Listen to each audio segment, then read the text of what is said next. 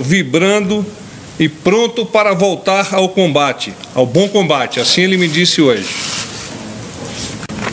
Eu vou fazer a leitura do boletim, depois comento alguns aspectos do dia do nosso presidente.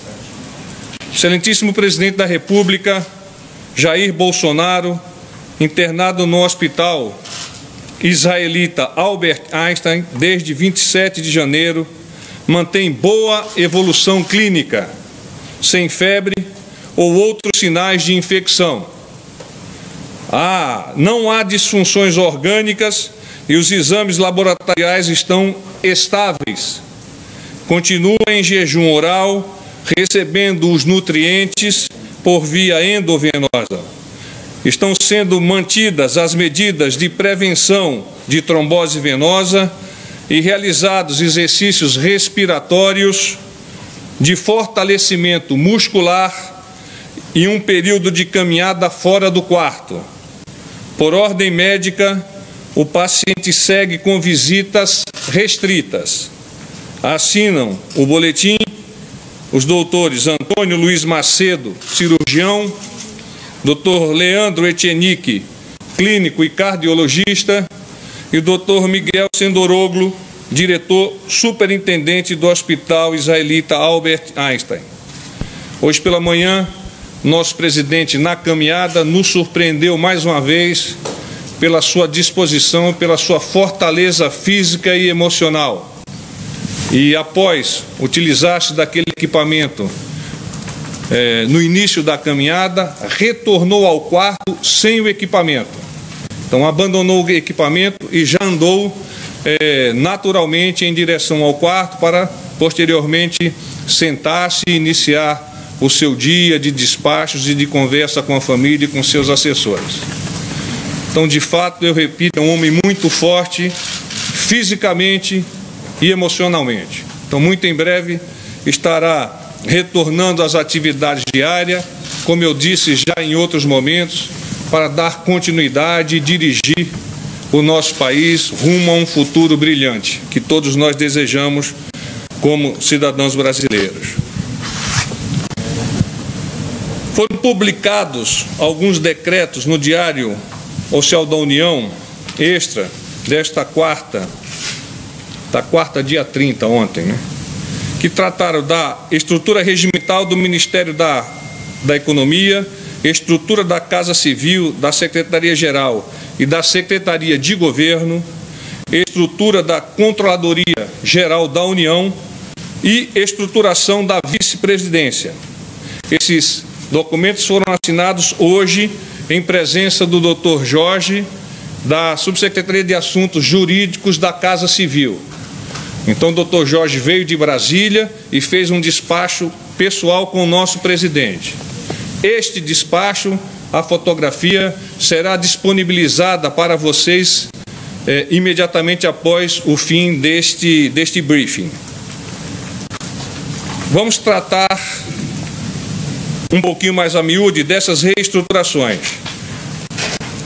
Com relação à estrutura regimental do Ministério da Economia, a publicação é necessária para manter funções gratificadas e funções de confiança nas superintendências da Receita Federal até 31 de julho de 2019, permitindo melhor organização e adequação das superintendências à nova estrutura do Ministério da Economia. Então, maiores detalhes eu peço que vocês se aprofundem diretamente com a Casa Civil e com os ministérios que estão relacionados. Estrutura da Casa Civil, da Secretaria-Geral e da Secretaria de Governo. A publicação é necessária para ajustar competências da Casa Civil e da Secretaria de Governo, detalhando as atribuições desses órgãos para evitar conflitos de competência estabelecidas na medida provisória de organização da Presidência da República. No que toca à estrutura da Controladoria Geral da União, a alteração é proposta pela própria CGU e tem como principal objetivo adequar as competências da CGU para o estabelecimento do programa de integridade a ser estabelecido no âmbito do governo federal, seguindo recomendação da OCDE. Vamos a Brumadinho, depois eu abro a possibilidade de perguntas. O Comitê de Gestão e Avaliação de Respostas e Desastres do Governo prossegue nos trabalhos de articulação dos esforços em apoio a Minas Gerais. Segue a atualização de providências adotadas pelo governo federal. Autoridades do Brasil e de Israel decidiram que a missão da delegação israelense em Brumadinho chegou ao fim com êxito. Os comandantes brasileiros elogiaram a equipe que veio ao Brasil pela grande e importante contribuição profissional para a operação de resgate de vítimas. A delegação de Israel transferirá a responsabilidade de maneira ordenada para a equipe de resgate brasileira e retornará ao seu país. Na verdade, o retorno está previsto, a princípio, para as 17 horas local, com fins Minas Gerais. Até o final do dia 30 de janeiro de 2019, todas as empresas de telefonia móvel que operam na região de Brumadinho cumpriram as decisões judiciais de quebra de sigilo de dados telefônicos e telemáticos de celulares que se conectaram às estações radiobase entre as 24 horas do dia 24 de janeiro de 2019 e 24 horas do dia 25 de janeiro de 2019, em área cujas coordenadas foram informadas pela União, repassando informações como nome de usuário, CPF, e-mail do aparelho celular, cidade de origem e data-hora do registro. Então, essa é uma atuação do Ministério das Comunicações e a anterior, uma atuação da Casa Civil.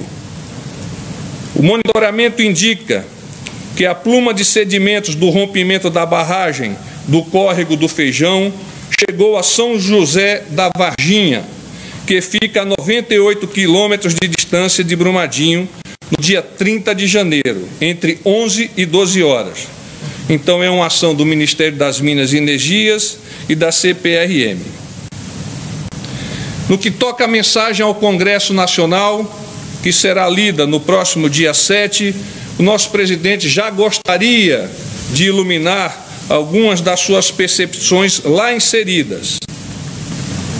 Primeiro delas, vamos trabalhar juntos para resgatar o Brasil. Proporemos uma nova previdência, mais humana, mais justa, que não retire direitos e restabeleça o equilíbrio fiscal, que garanta que nossos filhos e netos tenham um futuro assegurado. Levaremos ao Congresso uma proposta que auxilie no combate ao crime organizado e à corrupção, atacando o fim da impunidade por meio da lei anticrime. Na área de infraestrutura, trabalharemos para acabar com os gargalos logísticos que tentam atrapalhar o setor produtivo do Brasil. Levaremos também ao Congresso de forma imediata a revisão da Lei de Segurança de Barragens, dentre outros temas, mas esses nós já gostaríamos de adiantar, de iluminar, para que vocês possam imaginar a dimensão do que o nosso presidente vai apresentar ao Congresso. Eu abro a possibilidade de arguição por vocês. Daniel, por favor. Porta-voz, duas perguntas, se o senhor me permite. A primeira, eu gostaria de falar sobre o Congresso, já que o senhor tocou nesse tema. Ontem o secretário de Previdência falou que foi uma determinação do presidente incluir os militares na reforma da Previdência, mas não deixou claro se isso vai ser enviado no mesmo projeto, na mesma emenda, se vai ficar para uma segunda etapa, como o presidente já falou, se vai ser depois da votação de primeiro turno da PEC, como aí já foi aventado pelo segmento militar, qual vai ser o formato da proposta de reforma da Previdência no tocante aos militares. E são 2, 3 ou 4 perguntas. Esse é um tema. Além disso, o ministro Marco Aurélio Mello, do STF, disse que vai decidir amanhã sobre o pedido do senador eleito Flávio Bolsonaro. Eu queria saber como é que o presidente avalia isso, se o presidente defende que a investigação continue lá no Ministério Público do Rio, como o ministro Marco Aurélio já sinalizou nesse sentido a sua decisão. Obrigado. Ontem eu já esbocei a posição do presidente naquilo que está referenciado, que está dentro da redoma da nossa justiça. Então, os temas referentes à justiça são de competência naturalmente da própria justiça e sobre isso nós não nos pronunciamos. A sua primeira pergunta é referente à questão da Previdência. Naturalmente, o nosso presidente ele está enxergando, identificando todas as possibilidades, sejam para os funcionários militares, sejam para os funcionários de outras carreiras e a sociedade de uma maneira geral. Ele está a elaborar a estratégia de apresentação dessas propostas ao Congresso e essa estratégia, a partir de um diálogo consensual com o próprio Congresso, assim que pronta e assim que o documento tenha sido efetivamente discutido, já será a esse Congresso apresentado. Então, essa questão, se ao mesmo tempo, um pouco depois, um pouco antes, é tudo uma questão de decisão do presidente, junto com o Congresso, junto com os seus ministros. Sabe se vai ser semana que vem? Não tenho esse dado. A apresentação do texto ao Congresso? Não tenho esse dado. Porta-voz, com licença, voltando só ao estado de saúde do presidente, os despachos com o doutor Jorge, ele não pode falar e também não pode, as visitas estão restritas. Eu gostaria de mais detalhes. O presidente é difícil, ele está falando já, viu? Está falando? Tá. Bom. A despeito do médico dizer para ele ficar calado, ele já está falando. Então os despachos não são por escrito, mensagem? Ele despachou... Não, hoje ele despachou tete a tete com o doutor Jorge. E ele fala por telefone? Sim, também? fala. Então a recomendação para falar está difícil. Eu diria que ele vem tentando adaptar-se a essa recomendação, mas o espírito dele é de liderar pelo exemplo, liderar pela conversa, pela convicção daquilo que ele tem expondo aos seus ministros. Então, eu tenho que reconhecer que é difícil que ele ainda se domine no que toca a essa questão de falar, mas tem procurado atender aos ditames que os médicos lhe impõem. Porta-voz, em relação à reportagem publicada... Qual é a sua Dimitrios Dantas, da Jornal Globo. Em relação à reportagem publicada pela revista Época, em relação à ministra Damares, a filha adotiva dela, tem algum comentário do presidente? Eu não compreendi, por favor. A reportagem publicada pela revista Época em relação à adoção da filha da ministra Damares, o presidente tem algum comentário? Não, esse é um assunto naturalmente de responsabilidade da ministra Damares e caso por parte da imprensa haja alguma dúvida, a ela deve ser direcionada a pergunta. General, o senhor falou que o presidente está conversando pelo telefone e tinha possibilidade de videoconferência também. Além desse despacho presencial, ele conversou com algum ministro, ele fez alguma videoconferência, como que foi? Não fez videoconferência e, ao menos que eu saiba, também não conversou com ministros hoje. Mas no próprio quarto já conversa com a esposa, com o filho e com os assessores. General, César Menezes, TV Globo. Há alguma previsão de algum ministro vir para cá nos próximos dias para despachar? Não há previsão. Amanhã, ao menos, não há previsão, até porque o ambiente está redirecionado para Brasília com a abertura do Congresso. A posteriori, no sábado e domingo, nós ainda vamos avaliar essa necessidade. O presidente está evoluindo muito bem, nós temos esperança de que a semana que vem as notícias sejam tão alvissareiras e ele de pronto já possa decolar em direção a Brasília. General, o senhor vai... Nenhuma perspectiva da mudança da alimentação? A gente falou jejum. Sim, ainda continua jejum. Perspectiva da mudança? Não, os médicos não me adiantaram isso, mas da última na última oportunidade que eu tive, e isso foi discutido, isso é natural, é do processo, ele ainda continua com a alimentação endovenosa e posteriormente passa para líquido, posteriormente para pastoso e depois é o sólido. O quando nós ainda não temos, obviamente vai depender de avaliações do médico em relação ao estado clínico do presidente. Porta-voz, quando as dores que o presidente estava sentindo, elas melhoraram? Melhoraram bastante. Melhoraram bastante. Como que vai ficar, com a ida do senhor para Brasília, como que vai ficar os briefings? Já tem uma... Nós temos uma estrutura que eu vou a Brasília também para conduzir as palavras do presidente a partir de lá, num dia tão especial que é o dia de amanhã.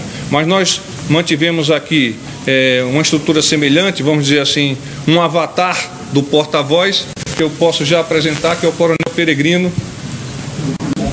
que vem comigo do Centro de Comunicação Social do Exército, onde era o chefe da agência Verde Oliva do Exército. Gente, obrigado, paz e bem. Fique com Deus. Obrigado. Segunda eu volto. Segunda eu estou aí. Obrigado.